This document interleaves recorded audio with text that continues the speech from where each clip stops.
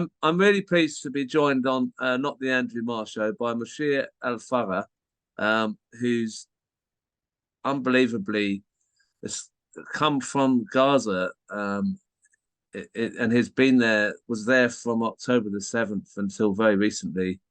And he said that he'd speak to Not the Andrew Marr Show because he trusts what we're doing. And I'm honoured that he would say such a thing, because I am humbled to be in his company, even on Zoom. Thank you, Musheir, for agreeing to speak. Thank you for having me. It's an honor. I mean, the first question that I need to ask you, and I'm sure everyone will be wondering, how did you find yourself in Gaza on the 7th of October? I mean, you're from Sheffield and you live in Sheffield. So Yes. Yes, I was born in the town of Khan Younis, and I have a lot of family there. I have two sisters in the Gaza Strip. And I was on holiday with my son Qasem because he hasn't been for 5 years. And it was a family holiday, and I was making a film about the Palestinian fishermen and how they suffer, under the attacks, the daily attacks of the Israeli Navy, because this is a cause that people don't talk about. And we made a film called Shanshula, which talks about them, about their life, their struggle, their happiness, their dreams. But then we were supposed to show it, when the Israeli onslaught started. So I got stuck, of course, because the border was closed. And in a way, I felt a little bit of relief to be with my people there, because we worked hard on providing help for displaced families. You found yourself in Gaza, as you say, you were making a film at the time, and then you found yourself there, kept pushed, unable to leave because of the Israelis blocking everything, and you recorded your first video on Facebook. Is this one that you recorded? I'm walking with Qasem in Khan Younis, just a few meters from the latest bombing. They bombed the residential house. There are casualties. People are still feeling very strong, but the anticipation is really worrying for people, especially with the severity of the bombing that is happening in Gaza and in Jabalia. 50 people were killed, men, women, and children. What we are worried about is the biased, one-sided coverage of the Western media. Here we have 2 million people under strict siege, denied everything that you take for granted in the West. And yet, nobody cares about them. And then when they try to resist and try to stand for themselves, everybody's condemning them. The level of bombing, and 100 tons of bombs were thrown at the Gaza Strip, at Shujaiya areas today. People are very defiant. As you can see, there are a few cars behind me. I'm walking towards my sister's house with my beloved son Qasem. We love you all. Remember, don't listen to the news. Listen to the root of the problem. Listen to the denial of people's rights for over 75 years. Colonization, settler colonialism, oppression, ethnic cleansing, killing, war crimes, all this. Listen and read, and don't listen to the mainstream media, which is culprit in the crimes against the Palestinian people. Love and peace to you all. What I got from that video was that you were already aware that there was going to be a bias on the media about what was happening, and you wanted to let people know on Facebook. You were spreading this message to be careful about what you believe from the media. And what I'm so impressed by your decision after that to put your own news out there so that we could see what was happening. It was as if at that moment you knew, you could feel what was happening in the West, that we weren't going to get this news, and you decided yourself that you had to give us the news.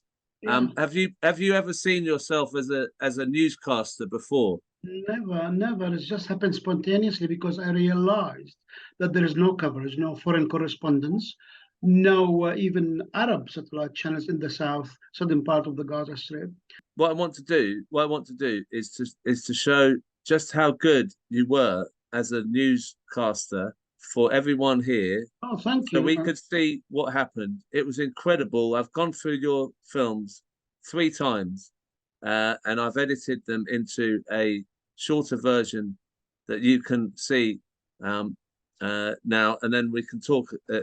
Is a short version here. Everywhere is unsafe now. Everywhere, people are coming from Gaza to Khan Younis. People are coming from Al-Qarara to Khan Younis. From Beit Hanun, I had a request for to accommodate 17 families, which is impossible. The bombing are getting closer and closer. Bombing are getting closer and closer. This is the 4th attack on Khan Younis within 10 minutes. Let's make some space,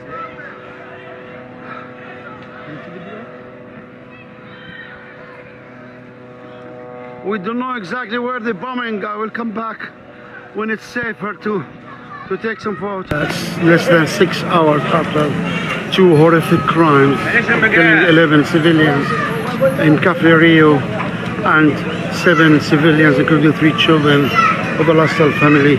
Khan Younis trying to pick up the pieces. People are trying to fill water because water is very scarce.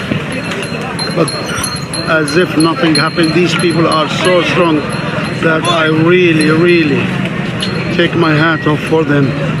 Unbelievable. Long years of oppression and bombing and killing have made them into real resilient people. Sadly, they shouldn't be feeling this way after horrific 2 attacks. Palestinians are still trying to feed their birds from the market. It's an amazing scene. People are coming to buy stuff, buy food for their birds and pets in Khan Younis market. It's just amazing scene. It's very spontaneous, but it has a lot of symbolic value that they will not be broken. Yesterday they recovered 7 bodies, and this morning 3 young children, girls, were taken under the rubble. There might be more people in under the rubble. It's a real massive building that shook this part of Khan Younis, the high street. Sadly, as you can see, chaos. The building, half of it has been destroyed, and obviously people are in a state of shock, and they're trying to recover bodies from under the rubble. It's very sad, and really I can't describe the impact of the sound last night. Shook my house completely.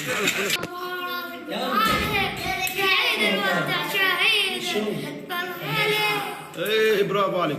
The children are seeking shelter in a staircase.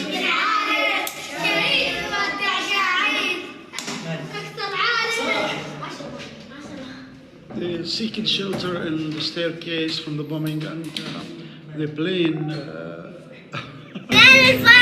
ايش اللي سامعينه فوق هذا؟ وايش كمان؟ زن. طيب ايش بدكم تحكوا للكاميرا لعمو؟ احنا خايفين بس احنا صامدين. برافو عليك، وانت كمان ايش بتحكي؟ احنا خايفين بس صامدين. They are saying we are scared but we are very resilient. And what we hearing up is the drone and earlier bombing. شكرا. هاتي بوسة، هاتي بوسة. يلا مع السلامة. مع السلامة.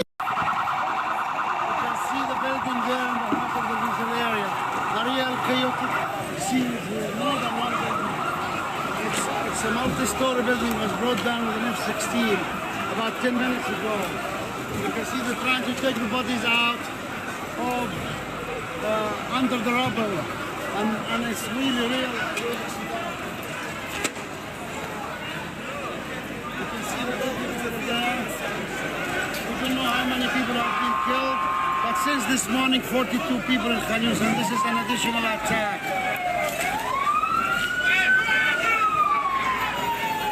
We just heard another explosion in the same area. I just see the carnage as well. A massive F-16 attack in the heart of residential areas. Crime after crime after crime by the Israeli army. Long queues on bakeries to get bread. Bread is very scarce. It only opens 2 hours and then people are queuing all over the place. Very positive initiatives by the Palestinians. People are donating food for people on the streets. Ready cooked food for people on the streets. People are standing with each other. This is very positive. Discriminate attacks are on every aspect of Palestinian lives. This is a mosque in the heart of Khan Younis, which was bombed and destroyed. And earlier this morning, the church of Saint Peripherios in Gaza City was bombed by the Israeli army. And there are so many casualties in this attack. Schools, shelters, houses are not coping with the number of people who were forced to leave their homes. So the United Nations now are establishing tents in the heart of Khan Younis camp in a place called As-Sana'a to support these people. And those people are, as you can see, many families are just thrown into these tents after they had normal life, some of them prosperous life, after they had schools and everything. They are thrown now into what looks like tents from 1948, Nakba, when all these 750,000 Palestinians were kicked out of their homes by force, and 532 villages were destroyed. They are renewing the Nakba, but the Palestinians are very much strong on the ground despite all the suffering. امبارح بالذات كان قصف شديد. امبارح كان صعب جدا. يعني صعب على الأطفال الصغار وصعب علينا احنا ككبار كمان. يعني احنا ممكن نموت في كل ثانية. Yesterday was the most difficult, continuous bombing. The kids were extremely scared and we had to leave. انتوا حاليا يعني مؤقتا قاعدين كنا عم نلاقوا لكم خيمة يعني. صحيح. They put us here temporarily until they find us a tent in the camp. في رسالة بتوجهها للعالم انت؟ انه احنا شعب غلبان، شعب بيطلب بس الحياة. My message to the world is that we are ordinary people trying to get by and get to live, and we love life. So we need protection. حماية من إيش؟ حماية من بطش الاحتلال. We need protection from this aggression, from this killing, from this deliberate killing. I'm sorry. This is really amazing. I thank you for that. Really. Well, look, I've seen your films 3 times, and I'm so moved to watch them. And it's incredible to think. I mean, all I can hear are those drones and the aircraft all the time in the background. Absolutely, 24/7. You know, really scary. Every night we spend 2.5 hours listening to the jet fighters breaking the sound barrier, and then you wonder when the bomb will happen. Here, there. 2.5 hours every night from 12 till 3 o'clock in the morning, and then you hear in the morning that this family was massacred, this other family was massacred, or this. The thing about what your footage shows is you are so brave to go out to all these places that are being spontaneous. Bombed, and to show these pictures, and then one night you are, just, I suppose you're in your bed. Absolutely, I saw the 2 missiles as I was trying to sleep. And then this happens, and I'll just kind of play the footage. Bombing in my neighborhood. I can see victims coming. I can see victims coming. Screens everywhere. Women are running.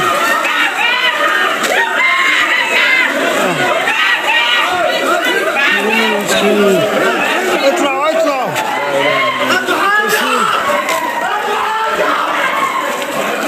The baby has just been pulled. Two rockets.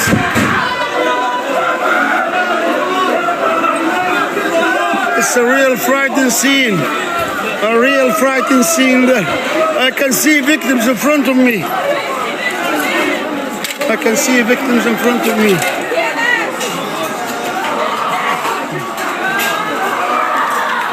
I can see victims in front of me.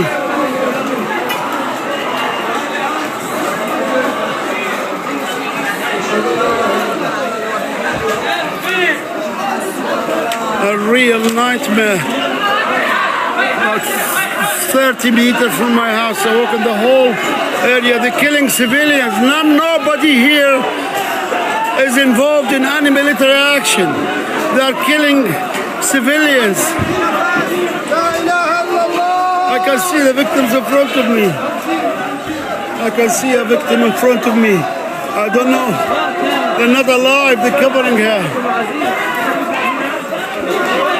The whole neighborhood is shaking. The whole neighborhood is in shock. The screams, we don't know what's going on. We don't know what's going on. Another killing in the heart of a civilian area. You can see how crowded it is. You can see how crowded it is. Another killing in the heart of a civilian area. People have run. This area is full of refugees who were forced to leave. People are in a state of shock. علي دار مين يا علي؟ لا حول. ارجع لورا ارجع. The victim is my relative Hatim, who's a very sweet man. He's not involved in anything.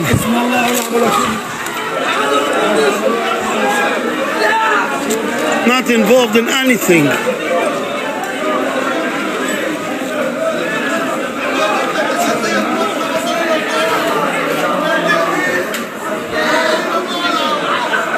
He's lying over there in front of me, lying dead. A very sweet man I know personally.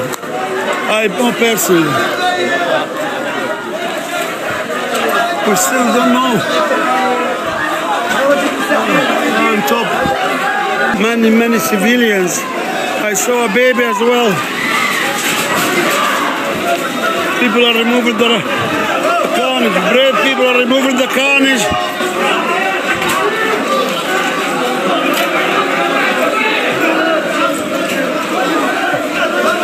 Moving Hatem, my beloved friend and relative. They're taking him to the ambulance. Such a crime. Man is such a sweet man. A real sweet man. Destroyed all these cars as well. That's my cousin's car, Mohammed. And that's my neighbor. The carnage is massive, unbelievable.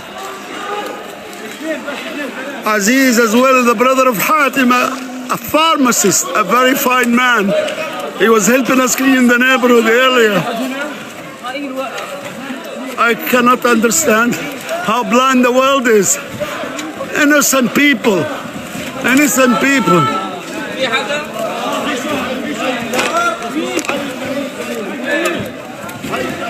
There's another body thrown from the top floor down. Can't believe the bravery of these people.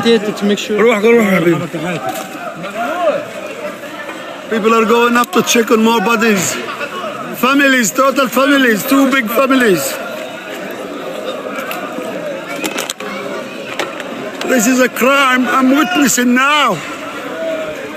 2 beloved cousins. Beautiful people. Beautiful people. Aziz lived for his family. Beautiful kids. Haram. Another Another body's being pulled. Another body's being pulled. Another body's being pulled. Another body's being pulled.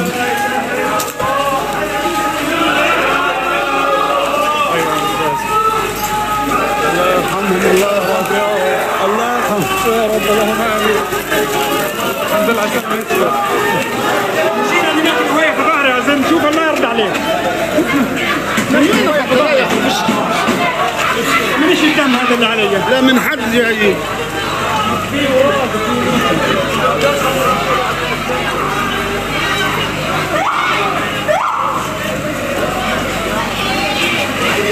Last night, 12:45 after midnight, our peaceful neighborhood in the heart of Khan Younis city was hit with two massive F-16 rockets, destroyed two flats 10 meters from where I sleep, killing two families, wiping them out, 16 members of two families. The first family is my beloved relative, Hatem, a beautiful man, a peaceful man, a man who was working hard for his kids, a man who everyone in the neighborhood loved him. He helped everyone. He was the most helpful, the most generous. He never ever met anyone but with a massive smile. My last meeting with him was yesterday at 4 o'clock. He came to me and in his friendly manner gave me a hug and said, Abu Qasem, there are 5 women from different families whom we want to accommodate in the 2 stores below your building. And I said to him, Hatem, you do it. You have authority to do whatever you want. That was my beloved Hatem. I've known him since he was very little. He was killed with all his sons, with his wife. One survived, Mahdi survived. His brother Aziz, another beautiful man, a pharmacist, a professional, highly respected in the whole of the Gaza Strip. A man who worked hard for his family, a man who brought up his kids to be really unique, beautiful kids, well-informed, kids who supported Real Madrid and Barcelona. He was a beautiful man who helped us clean the neighborhood only 10 days ago. Again, he died with the entire family. One daughter of Aziz is still in intensive care unit. More people died who were sheltering in Aziz's house. The Palestinians have value for their lives. My beloved Hatem and Aziz and their kids, they were so close to everybody's heart. Lives were taken, lives of 7 children among the 16. Those kids deserved life. Those kids' lives were taken by the crimes of the country that is supported by the British government shamefully, but supported by the European Union shamefully, and supported by the Americans. Enough is enough. Question your humanity. Question your principles. Stop your racism. This is to the governments, not to the people. You are behaving in a supremacist way that doesn't value the Palestinian people's lives, but only values the Israeli lives and support this criminal state with this genocide that is happening. Hatem and Aziz had no military affiliation. Hatem and Aziz's kids were asleep. Their wives, the people who were sheltering, everybody was asleep. The terror that was spread in the neighborhood was even more vicious than the killing itself. People are so terrified because of these crimes. F-16 is bombing in the heart of Palestinian residential areas. Over 2,000 children, for goodness sake, died in similar circumstances.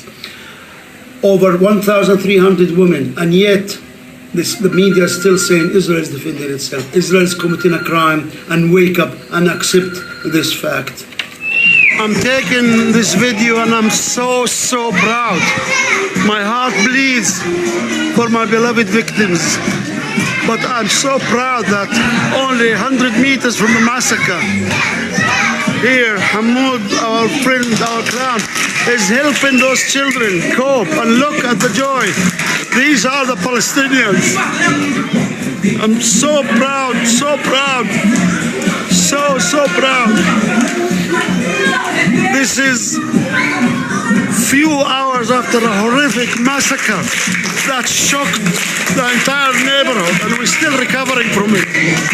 I'm so proud of these people. Hamoud, my beloved friend, is entertaining all these children.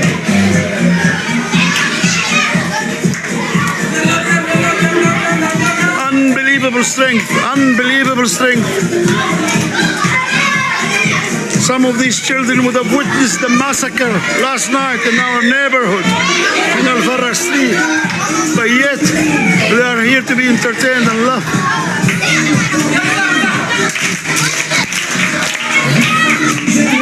Look, watch the beautiful scenes. Wearing the Palestinian dresses. Look.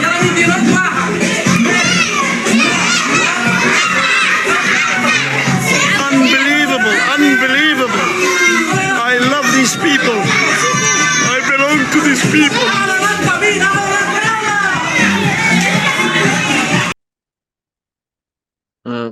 I'm sorry to bring that back to you in a way, but I found it so incredibly terrifying. The footage that you produced from that night was horrific, absolutely horrific. As I said, what really shocked me more than the killing itself, by the way, the child who survived died 9 days later. And so the victims were 17. But what shocked me was the level of terror in the neighborhood. You heard the noise, but if you were there, it wasn't like screaming. It was, I don't know how to express it in English, but it was like loud wailing. People were like going in all different directions. They didn't know what was happening. You know, the noise was deafening of the two bombs. That's why people were so scared, and that what upset me, the terror that struck in their hearts. And I really worry about the children. And part of our work will be to work with these children after this onslaught stops, to try to rehabilitate them and entertain them and make them cope with what they saw. Not only in this massacre. Let me tell you, Chris, it's like over 1,030 families in the Gaza Strip suffered similar massacres. So we talk in 1,030 families were hit, lost members. Some lost big numbers, some lost small number. But like when you think about it, it's unbelievable. One family called Shihab lost 44 members. Abu Najaf lost 26. My family 45. Al-Farra lost 45 members. At-Tawil lost 30. You lose count of the number of people. Some lose 3, some lose 7, some lose 2, some lose 30, some lose 26. It's just unbelievable, the targeting, the deliberate, I would call it deliberate targeting, because how can you bring down a 4-story building, 2 4-story buildings like what happened in Abu Shammara quarter in Khan Younis Western Camp, without warning people to leave? You bring it down on top of the people. That's deliberate. There's no two ways about it. That's not only a war crime, that's a cowardly attitude.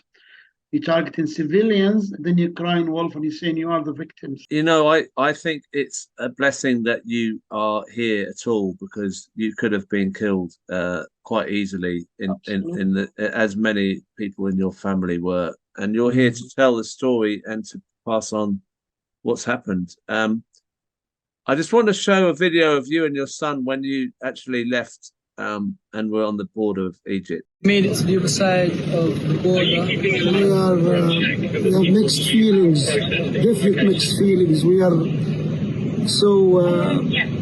so really emotional about leaving our beloved ones, especially when hearing of all these massacres today on the roads in the Gaza Strip and the bombing and all these bodies, and leaving our beloved ones behind us.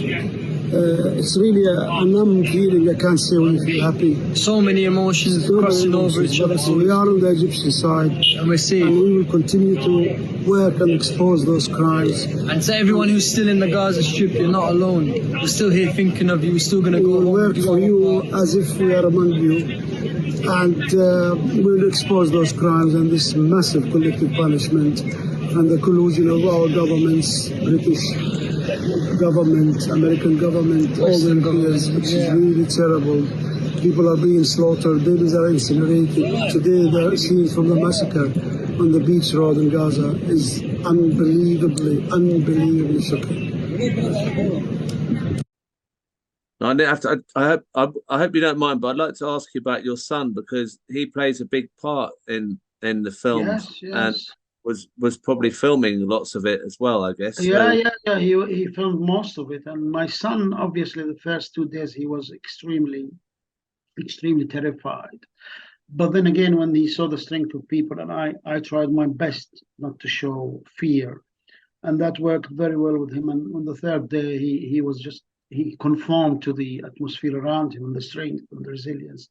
And he wouldn't leave me at all, even on that horrible night of the bombing in our neighborhood. He was always behind me when I was taking the video, and he really showed a lot of strength. And it happened spontaneously. He struck fantastic relationship with the people in the street, in the neighborhood, and beyond. And it really changed him, because he kept saying to me every day, Baba, I didn't realize how privileged I am until I saw what I saw. So, yeah, but he's a good human being. He doesn't really, he only wants justice and freedom for the Palestinians. He's been brought up and he believes that, not to hate anybody based on their background or ethnic background, religious or color. But definitely this experience has made him a different man, because he saw horrors that nobody a kid in Britain will see. But as I said, it was all spontaneous, and I'm so proud of his strength.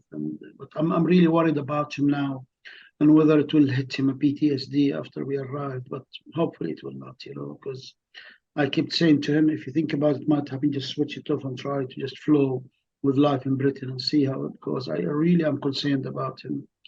Yeah. Because I'm concerned about myself, because I really have I am very low after I came back, because there I was among people helping, whatever. Now I feel, okay, I'm back to my life, but part of me feel guilty, which I shouldn't be. But it's a normal feeling, because we left lovely, beloved ones, really people to be proud of. That scenes about the clown entertaining those children 6-7 hours after the massacre is beyond me. And the way they thought about it, quickly to get everybody to that nursery, and the clown, he's a friend, a good friend, and we all thought about it actually, but it came from him, and to have those children, to give them half an hour of forgetting about everything.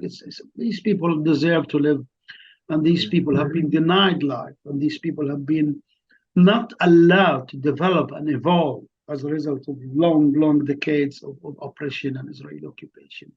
And then you both came back to Sheffield, and I'm interested to hear your reaction to what's been happening here, where we've had protests and demonstrations. I mean, I've got a short video here of the Sheffield march that you spoke at the weekend.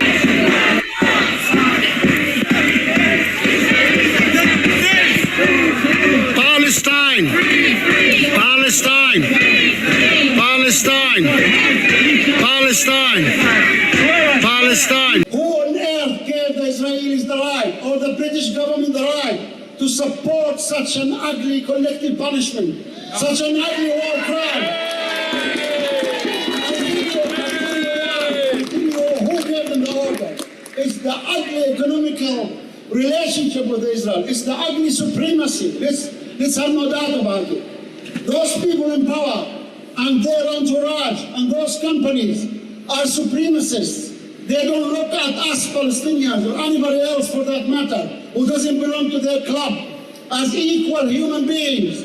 They look at Palestinians as worth nothing.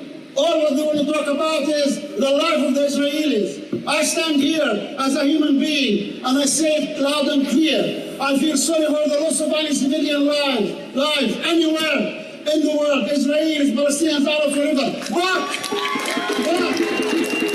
But let me make it clear, those Israelis who were killed or were the victims of their army, are the victims of their racist government, who for 75 years subjected the Palestinians to humiliation, exploitation, to bigotry, to theft of land, to theft of water. I'm standing here and I will send a message on behalf of you all to the people for Beit Hanun, Beit Lahia, the beach camp, Shijaiya, Al-Zawaida, Al-Daraj, Al-Tufah, Abasan, Khza'a. Those are areas which were forced to leave. My town, Khan Younis, where I was there with my beloved son Qasem, is 400,000. Now the population is 1.1 million. 700,000 have just arrived. That's why I'm saying to you that I'm so proud that on behalf of you all, we managed within our efforts to support so far 1,270 Palestinian families with food parcels, blankets. Now, that's very good to see that you've done so much to support people there. We're still doing, by the way, we're still doing. During the 31 days, I managed to get volunteers around me, and there is a good, strong team. And 2 days before I left, I sent them without me to prepare and deliver 50 food parcels, and they did it very, very adequately and very successfully. So we still providing help. But now winter is coming in. Blankets are major need for those families who are on the streets. But sadly, there aren't many blankets today. The team managed to get 64 only, but they're trying to find more and more. But yes, we still support people on the ground, and we are very happy. And you asked me how I feel about what's happening in Britain. I'm so humbled and so proud of those people who take to the streets, because they're really showing humanity. They're really showing opposition to distortion of facts. And the impact on the Palestinians is massive. It's like people are really grateful and feel they're not abandoned by the people in the streets, especially in Britain. And what's happening in America as well is very, very interesting, because America has always been, vast majority of the Americans have been brainwashed by the propaganda of their government and media, and they were like blind supporters of Israel. The picture is changing. And when we look at what happens in America and what's happening in Britain now, they're trying to stop people from expressing their views of boycott. For instance, in America, you can't be employed unless you sign a disclaimer that you will never ever boycott an Israeli. Is this freedom? Is this democracy? You're telling people how to think and how to act, and that's happening in Britain. It's just unbelievable. Those people have really discredited all their claims to protection of human rights and freedom of people. How can you ask people how to think? What's the difference between you and a dictatorship in anywhere in the world? You're not allowed to think this way. You are not allowed. You have to think this way, or you will not get employed. That's what happened in Texas and other American states, and that's what they are trying to do here in Britain by forcing people not to boycott, or by trying, for instance, people not to raise the Palestinian flag, which failed, and people definitely took to the streets and challenged it. But this conflict is exposing the hypocrisy, the double standard of the governments, media, etc. What's happening in Gaza is a crime, not by my definition. Collective punishment is a war crime. To subject people to this collective punishment of killing, destroying house collectively in carpet bombing, cutting off water, electricity, or other resources, bombing journalists, for goodness sake. Journalists are being killed. We lost number, tens of them so far. Paramedics, over 57 ambulances were destroyed. Hospitals, as I said earlier, these crimes must stop. These crimes shouldn't, and we shouldn't go back to say, what about the 7th of October? Yes, the 7th of October happened, and we did say that we are against the killing of civilians. But what has happened since the 7th of October by a state which is supposed to be disciplined and supposed to be among the so-called free world? They're killing children, killing babies, attacking hospitals. This is what we must talk about. And really, as I said, last thing we want is, breeding of violence, breeding of radicalism, breeding of hatred, and Israel is doing all this very successfully.